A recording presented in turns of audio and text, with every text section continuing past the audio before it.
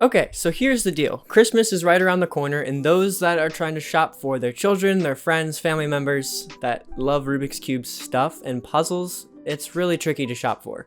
I know for me personally, when my parents ask me what I want for Christmas, I'm like, puzzles, but not jigsaw puzzles, but like cubing puzzles, but not ones I already have. It's just kind of complicated and hard to explain. So today I'm jumping in from a cuber's perspective of how to shop for them and how to get them something for Christmas if you're unsure what to buy them. I broke it down into kind of 4 simple steps, at least from my perspective. I think that would help if someone asked me. There's kind of like tips and tricks, kind of that kind of thing.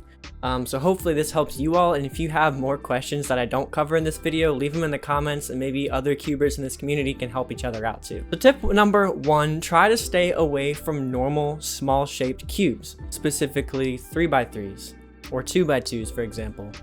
Usually if a cuber is pretty well set and they're considered a speed cuber where they have an aftermarket that's not a Rubik's brand, they typically have a main that they don't try to get away from usually. So getting them one that you don't know about or they don't know about, they might use it and they might not, or they'll pick it up for a day and then put it down. You don't want to really waste your money. Unless they specifically ask, hey, I want this cube or I want this cube, I would try to shy away from those and try to go for something a little bit different than normal, regular looking Rubik's Cubes. So that jumps into my second tip of find the weird ones. My favorite thing is getting a puzzle that I've never seen before on YouTube, online, anywhere. If you look up weird puzzles or weird cube puzzles kind of thing, and they're weird shapes or they solve weird, that's just, it makes my brain happy. Like I really enjoy trying to figure out that challenge. So if you can find something like that, absolutely go for it. The weirder it is, the better too, because typically that would mean they don't have it. Because I know for myself, I don't buy myself those weird puzzles. I usually I'm the one that buys the main cube, the new cubes that I like, that I'm staying up in the current with that. So I don't usually buy myself weird puzzles, but when I receive them, it's super cool and I always get to figure it out and play with it. The best way to do that is to go on like Amazon or something like that.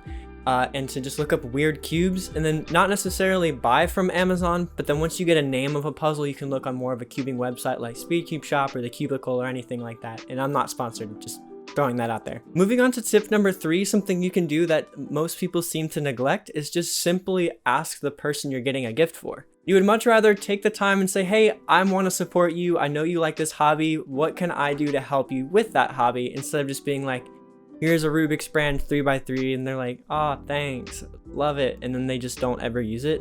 So like if they're like, oh yeah, there was this one cube I really wanted, thanks for asking, this is what I would love. If it's possible, this is what I would like. If not, maybe some weird looking cubes, maybe something different. Here's what I have, here's what I don't have, that kind of thing. Just a conversation is always good. I know you like trying to keep it 100% a surprise, and you can keep it a surprise by not telling them what it is specifically, but just having a conversation with them and being like, look, I want to support you, but what can I do to make that support in the most positive way, instead of just like, I went to Target and I found this weird thing, you know what I mean? And then my final tip that I thought of for myself would just be going onto a cubing website. I'll leave a few in a link in the description.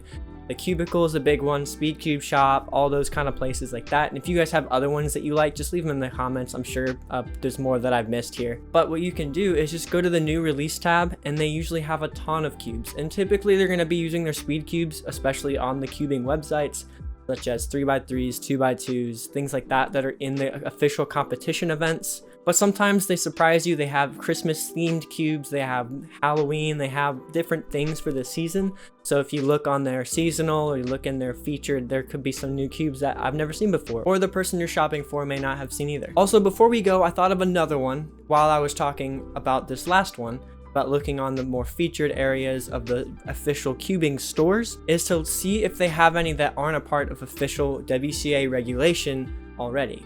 So the World Cubing Association is who hosts the tournaments and the competitions for official records and everything. Most of the speed cubers that you talk to will know what it is. And what you could do is see if they have a cube that they'd be interested in learning to take to a cubing competition if they haven't already been to one. That includes 2x2, 3x3, 4x4, all the way up. I think it's 7x7 or 8x8 now. I'm not entirely sure, but you can look on their website. They also have Scube, Square One, Pyraminx, a whole bunch of things that you guys could pick from, especially if you have a new cuber at home. they probably don't have all those, and those ones aren't typically very expensive. Of course, besides from the 5x5s and up like that, they can get pretty pricey. That's another thing you can do as well. If you have a little bit of extra money to spend, you can always just go up a size in a cube. So if the biggest cube they have is a 4x4, get them a 5x5 or a 6x6 or a 7x7. It goes up to some crazy sizes, up to like 13x13, but those can get really expensive really quickly. So just be careful what you're spending your money on. And in the holiday spirit, I got an extra mirror cube for one of you guys that are in my comment section, subscribers, constantly giving me feedback and helping me out. This is brand new, still in the box, never opened. This is the exact same one that I've used in previous videos before. The only thing you have to do to enter this giveaway, it's going to be over just after Thanksgiving. Sometime in December, I'll post a video about it. But you have to be subscribed to this channel, subscribe to my second channel where I post daily gaming content, which is actually Alone Gravy with 2 Y's. It's in the description. I'll add it and everything as well.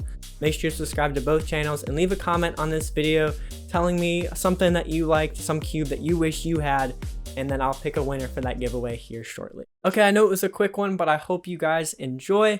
Make sure to check out the second channel. I've been really working out on that one, grinding, doing daily uploads, so it's been so much fun over there. So come say hi, I would appreciate it. Anyways, if you guys have any other questions, leave them in the comments. I'd be happy to respond to you guys. I love it when you guys comment. Anyways, have a Merry Christmas. I'll see you guys next Saturday. Peace.